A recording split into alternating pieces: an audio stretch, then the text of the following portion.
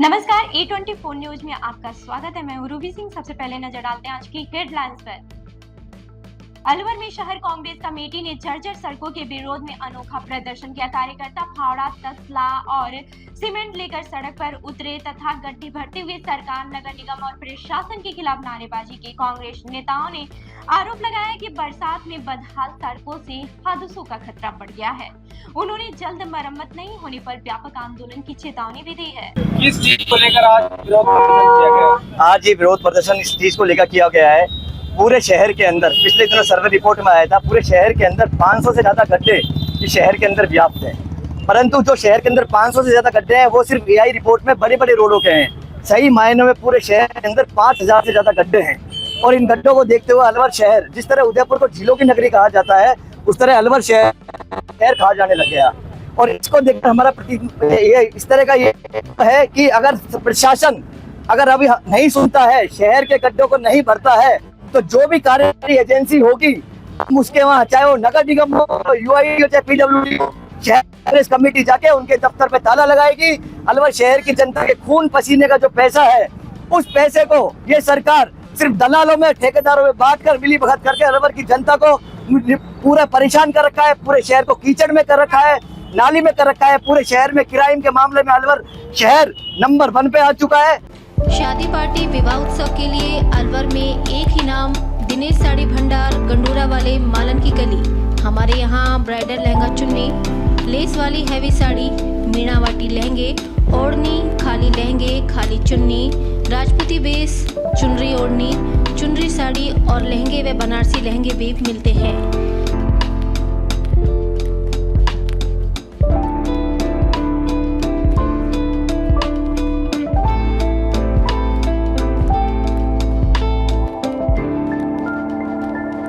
हमारे यहाँ दुल्हन के लहंगे 4000 से शुरू, नॉर्मल साड़ी 150 से शुरू, खाली लहंगे 800 से शुरू और खाली चुन्नी 400 से शुरू। तो चले आइए हमारी दुकान पर, दिनेश साड़ी भंडार, गंडूरा वाले व राहुल साड़ी भंडार, मालन की गली, अलवर। संपर्क करें 9414283252 और 7033334775। राजस्थान के वन एवं पर्यावरण मंत्री संजय शर्मा ने अलवर में सड़क हादसे में घायल युवक की मदद कर मानवता की मिसाल पेश की है। सर्किट हाउस से लौटते समय उन्होंने एसएमडी सर्किल के पास घायल युवक को देखा और अपनी गाड़ी से जिला अस्पताल पहुंचाया। मंत्री ने चिकित्सकों को तत्काल उपचार के निर्देश दिए। उनके इस मानवीय कदम को लोगों ने सराहना की। गणेश चतुर्थी पर पर्यावरण संरक्षण को बढ़ावा देने के लिए यूआईटी के भूमि अवाप्ति अधिकारी जितेंद्र नरुका ने गोबर से बनी इको फ्रेंडली गणेश प्रतिमाएं अपनाने की अपील की है। उन्होंने कहा कि इन प्रतिमाओं का जल विसर्जन आवश्यक नहीं है। इन्हें गमले या फिर पौधे के पास रखने से ये प्राकृतिक खाद बन जाता है और जल प्रदूषण रोकने में भी मदद मिलता है। देखिए, आजकल जो गणेश चतुर्थी का त्योहार है पूरे देश में धूमधाम से मनाया जाता है। और हमने अलवर में महसूस किया कि जैसे कि सुप्रीम कोर्ट और राज्य सरकार के भी निर्देश रहते हैं कि प्रतिमाओं के विसर्जन के दौरान अपनी जो जल राशियां हैं, झीलें हैं, नदियों में हैं, उनमें किसी प्रकार का प्रदूषण न हो। तो क्योंकि पीओपी की बनी हुई प्रतिमाएं या अन्य धातु की प्रतिमाएं हों, उन पर जो रंग इस्तेमाल किए जाते हैं रासायनिक, उनसे एक दिक्कत रहती है। उनका निस्तारण या विसर्जन जब हम करते हैं तो वो, क्योंकि हमारे को जो है जल का भी संरक्षण करना है, तो ऐसे ही बैठे बैठे चूंकि चित्रकला का शौक था, तो हमने ये गणेश प्रतिमाओं का निर्माण किया और इन पर आकर्षक चित्रकारी की। मुख्य भावना ये है कि हम धर्म और विज्ञान का एक समन्वय प्रस्तुत करें, प्रकृति के साथ संस्कृति का मिलन हो। और इन प्रतिमाओं को क्या है, विसर्जन करने की आवश्यकता नहीं है। इनको आप पूजन और जो भी अपनी धार्मिक आस्था और जो कार्यक्रम है उसको संपन्न करने के बाद में आप अपने घर में रखे हुए किसी छोटे गमले में, लॉन में या किसी सार्वजनिक पार्क में भी आप वृक्ष के नीचे रख सकते हैं। धीरे धीरे समय के साथ जो है इनका जैविक रूप से अपघटन होगा और जो गोबर है वो धरती और मिट्टी में मिल जाएगा और उससे जैव उर्वरक एक प्रकार का प्राप्त होगा जो पौधों के लिए और भविष्य में हरियाली के लिए उपयोगी रहेगा। अलवर दौरे पर पहुंचे रेंज डीआईजी कुंवर राष्ट्रद्वीप ने पुलिस लाइन का निरीक्षण कर अधिकारियों की बैठक ली। उन्होंने थाना और सीओ कार्यालयों की कार्यप्रणाली की समीक्षा के साथ अपराध नियंत्रण, महिला सुरक्षा, साइबर अपराध, सड़क सुरक्षा और लंबित मामलों पर चर्चा की। डीआईजी ने अधिकारियों को संवेदनशील पुलिसिंग, अनुशासन और आमजन की शिकायतों के त्वरित निस्तारण के निर्देश दिए। अभी निरीक्षण शुरू ही किया है, अभी केवल संपर्क सभा ली है, इसके बाद में क्राइम मीटिंग भी होनी है, तो विस्तार से अलवर के बारे में अभी बात की जा सकती है। फिलहाल जो मैं अलवर के बारे में बात कर सकता हूँ अपने संपर्क सभा में लोगों के साथ बात करने के बाद, देखिए अलवर पुलिस जो है वो हमेशा से ही अपने कार्य के लिए जानी जाती रही है। बहुत सारी चुनौतियों को पहले भी अलवर पुलिस ने बहुत अच्छे से हैंडल किया है और जो अपेक्षाएं संपर्क सभा के दौरान मेरे अपने साथियों के साथ थी उसके बारे में उनसे बात की है। अपेक्षाएं यही है कि जो उभरते हुए नए क्राइम हैं उनके लिए हम ज्यादा सेंसिटिव बने। हमारे पास जो परिवादी आए तो उस परिवादी को हम उसकी पीड़ा को समझ करके उसे उसी तरीके से हैंडल करें। नॉर्मली साइबर क्राइम में आज ये देखने को मिलता है कि जब परिवादी आता है तो कहीं ना कहीं उसकी कुछ गलती हो सकती है उस क्राइम के घटित हो जाने में, और उसे ये फील कराना उसकी पीड़ा को बढ़ाना ही होगा। इसलिए मैंने ये अपेक्षा की अपने साथियों से कि उसे परिवादी को ऐसा कुछ भी फील नहीं कराए। वो हमारे पास में कुछ उम्मीदें लेकर के आया हुआ है, उससे बात करें, यथासंभव उसकी समस्या का समाधान करने का प्रयास करें। इस तरह की चीजों पर ही बात हुई है अपने साथियों से। सर, एक बड़ी जिला है अलवर, पुलिस लाइन और बरसों पुरानी छोटी है, गाड़ी और यहाँ बहुत सारे संसाधनों की। हाँ, मैंने अभी जो आपने बात उठाई है, अभी पुलिस लाइन के इंस्पेक्शन के समय बात समझ में आई है कि संसाधनों की आवश्यकता है। गाड़ियों की जो बात है, गाड़ियों की अवेलेबिलिटी है यहाँ पर, लेकिन जो नई नीड्स हैं उसके आधार पर गाड़ियों को दोबारा से रिव्यू करने की जरूरत है कि गाड़ियों की क्या आवश्यकता है वर्तमान में। इसके साथ जो इंफ्रास्ट्रक्चर की नीड्स है उसके बारे में इसके साथ बात हुई है। कुछ प्रपोजल पुलिस मुख्यालय के स्तर पर पेंडिंग है, मैं उनको चेक करूंगा और उनमें जो भी मदद पुलिस मुख्यालय की तरफ से हो पाएगी वो कराने का प्रयास करेंगे। देखिए, स्टाफ की कमी जो है वो अलवर स्पेसिफिक नहीं है, पूरे ही स्टेट में अलग अलग रैंक्स पर स्टाफ की कमी है। कुछ रैंक्स पर ये कमी प्रमोशन नहीं हो पाने के कारण दिखाई पड़ती है और अभी रिसेंटली कांस्टेबल्स की कमी फील होने लगी है क्योंकि बहुत तीव्र गति से कुछ प्रमोशंस कराए गए। उन प्रमोशंस के हो जाने के बाद में कांस्टेबलरी में कमी आ गई है और ऊपर हेड कांस्टेबल एएसआई में संख्या थोड़ी इंप्रूव हुई है। इसके अलावा नए बहुत सारे ब्रांचेस खुलने के बाद में उन ब्रांचेस को शुरू तो कर दिया गया है, पर उसके लिए जो नफरी भर्तियों की प्रक्रिया है उसमें निश्चित रूप से 1-2 साल का समय लगता है। इस कारण भी वो कमी फील हो रही है क्योंकि नई विंग्स को शुरू कर दिया गया है पुरानी नफरी का इस्तेमाल करते हुए, क्योंकि समय की आवश्यकता होती है, इसलिए हम तुरंत ही उन ब्रांचेस को शुरू करते हैं।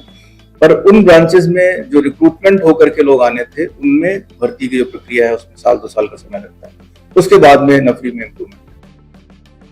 अलवर के टाला थाना क्षेत्र में सांप काटने के बाद परिजन घायल युवक दुर्गा दास को जिला अस्पताल ले गए। उपचार में सहायता के लिए वे मृत सांप को भी साथ लेकर पहुंचे, जिससे डॉक्टर उसकी पहचान कर सके। चिकित्सकों ने युवक का इलाज शुरू कर दिया है। डॉक्टरों ने सलाह दी है कि सांप काटने पर तुरंत अस्पताल पहुंचे और जोखिम उठाकर सांप पकड़ने का प्रयास न करें। क्या आपका? दुर्गा दास। हाँ? दुर्गा दास, कहाँ के निवासी हो? थाना। अच्छा, कहाँ पड़ता है? ये पड़ता है अपने पहला कस्बे के पास, राजगढ़ तहसील, पहला कस्बा। क्या हुआ था? रात को उठा था मैं, हाथ से उतरते ही पैरों के नीचे आ गया और पैर रख दिया उसके ऊपर, उठा गया। कहाँ पे खा गया? पैर में। अच्छा, उसके बाद फिर हॉस्पिटल आए, सीधे उसको मैंने मार दिया, मतलब पत्थर डंडे से। कितना बड़ा था ये? 3 फीट के आसपास है। कहाँ से आया था ये कुछ पता लगा? बाहर से आया था, अभी मार्बल लग रही है वहाँ तो अंदर तो। अच्छा, बाहर से आया था। पहले टहला आए थे, पहला इंजेक्शन लगा के यहाँ पे रेफर कर दिया। यहाँ पे कौन सी जगह खाया आपके? पैर में, अंगुली में, पैर की उंगली। ठीक है, आपको मार दिया आपको? उसको कहाँ लेकर आए आपको? यहाँ ले आए अलवर। वो किस लिए लेकर आए आपको? वो डॉक्टर को दिखाने के लिए भाई कौन सा सांप काटा है इसलिए।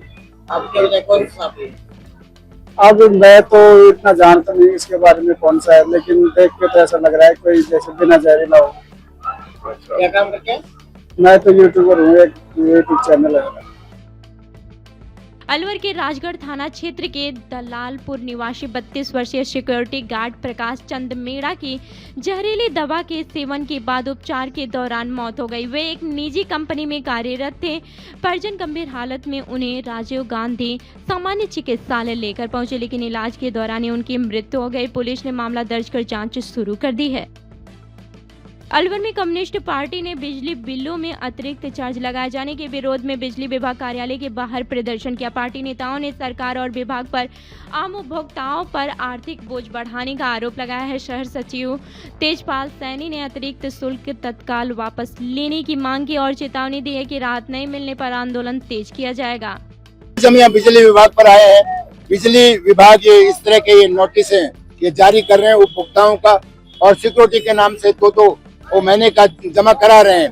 तो इस तरह से जो ये उपभोक्ताओं पर जो बोझ लादा जा रहा है ये बिल्कुल अन्यायपूर्ण है और सरकार इस पर दबाव बनाए हुए है। पहले इन्होंने स्मार्ट मीटर लगाए गए थे, उन स्मार्ट मीटरों से भी बिजली बोर्ड का निजीकरण किया जा रहा है और आम उपभोक्ताओं पर जैसे कि हम मोबाइल चार्ज कराते हैं उस तरह से उन बिजली के मीटर को भी चार्ज कराना पड़ेगा।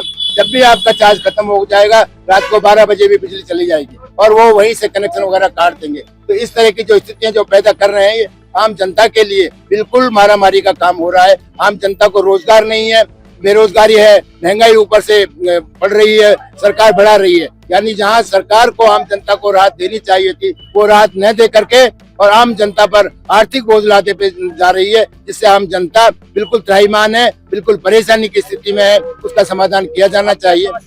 आज हम ये यहाँ इसलिए आए हैं कि जो बिजली विभाग ने नोटिस जारी किए हैं इन नोटिसों को समाप्त किया जाए, वापस लिया जाए, जिससे कि आम जनता को राहत मिल सके। अलवर के राजगढ़ क्षेत्र के खरखड़ा गांव के छतरी का बास मोहल्ले में पिछले 5 वर्षों से सरकारी हैंडपंप खराब है, जबकि करीब 10 वर्षों से नलों में पेयजल आपूर्ति भी ठप है। ग्रामीणों ने जलदाय विभाग को शिकायत देकर हैंडपंप ठीक कराने और जल आपूर्ति बहाल करने की मांग की है। लोगों का कहना है कि उन्हें दूर दराज से पानी लाना पड़ रहा है। भिवाड़ी में पेशी के दौरान पुलिस अभिरक्षा से फरार हुआ चोरी का आरोपी मुजमिल पुलिस के लिए चुनौती बन गया है। आरोपी कोर्ट परिसर से भाग निकला है, जिसके बाद से पुलिस ने करीब 15 किलोमीटर तक पीछा किया। आखिरकार चौपांकी क्षेत्र के कारिंडा गांव के पास बाजरी की खेत में घेराबंदी कर उसे दोबारा गिरफ्तार कर लिया गया। घटना से सुरक्षा व्यवस्था पर सवाल उठे हैं। अलवर में जयपुर रेंज के डीआईजी कुंवर राशिद्रेप ने जिला मुख्यालय पर क्राइम मीटिंग लेकर कांवड़ यात्रा, संभावित निकाय चुनाव, मेला और साइबर अपराधों की समीक्षा की है। उन्होंने अधिकारियों को संवेदनशील क्षेत्रों में विशेष निगरानी, श्रद्धालुओं की सुरक्षा, सुचारू यातायात व्यवस्था और कानून व्यवस्था बनाए रखने के निर्देश दिए हैं। डीआईजी ने साइबर ठगी पर सख्त कार्रवाई जारी रखने तथा अपराध नियंत्रण में अलवर पुलिस के बेहतर प्रदर्शन की सराहना की। निरीक्षण अभी किया गया है। इसमें अलवर डिस्ट्रिक्ट के सभी क्राइम फिनोमेना के बारे में, यहाँ की कानून व्यवस्था के बारे में और इसके साथ साथ वृत्ताधिकारी का वृत्त और थाने का निरीक्षण किया गया। इस पूरी प्रक्रिया में मैंने यहाँ पर क्या क्राइम का पैटर्न है और क्राइम की स्थिति क्या है, क्राइम पर हमारे आंकड़े क्या कहते हैं, उस पर चर्चा की है। सभी अधिकारियों के साथ में डिटेल में क्राइम मीटिंग हुई है और सारी चीज़ों को देख करके नजर आता है कि जिला जो है वो सही दिशा में कार्य कर रहा है। आंकड़ों की स्थिति भी अच्छी है। साइबर क्राइम जो कि यहाँ पर कुछ महत्वपूर्ण क्राइम में से एक है, उस पर भी अच्छा कार्य कर रहा है। सर अलवर जो है सीमावर्ती इलाका में रहा है, पहले जिले नए बने हैं, क्राइम में पूरा बदलाव भी नजर आया। चुनाव की स्थिति को देखते हुए पुलिस की क्या नई दिशा निर्देश दिए गए हैं? देखिए आगे आने वाले दिनों में पंचायत के नगर निगम के चुनाव होने हैं, उसको देखते हुए आज एक वीसी भी रखी गई थी माननीय डीजी साहब की तरफ से। चुनाव को ध्यान में रखते हुए जो सेट SOPs हैं पहले से, उसमें सभी अपने उन क्षेत्रों में जहाँ चुनाव होने वाले हैं वहाँ पर थोड़ा अलर्ट बढ़ाना होता है और साथ ही साथ इस बात का ध्यान रखना होता है कि जो ज्वलंत मुद्दे रिसेंटली चल रहे हैं उन पर लगातार काम चलता रहे, ताकि कहीं पर भी चुनाव के दौरान कोई समस्याएं उत्पन्न नहीं हो। जिला उस पर काम कर रहा है। पुलिस मुख्यालय की ओर से नए निर्देश जारी हुए हैं, जो भी रैली और जो कांवड़ यात्राएं आएंगी उसमें जनों को उपयोग या शुल्क वगैरह नहीं रहेंगी, तो क्या इसी उसकी पालन करने की पूरा सूचित किया गया है? देखिए आने वाले जो दिन है वो फेस्टिवल्स के डेज हैं, पूरा 1 महीना लगभग कांवड़ चलेगा।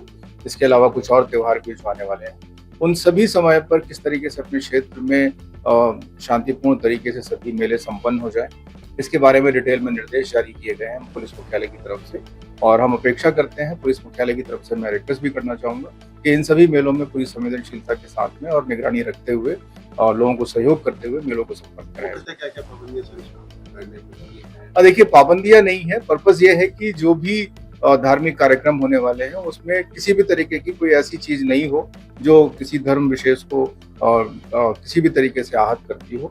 तो जहां जहां पर कार्यक्रम होने हैं वहां पहले से इसकी तैयारी हो जाए ताकि लोग शांतिपूर्ण तरीके से अपने कार्यक्रमों को, अपने मेलों को संपन्न करा सकें।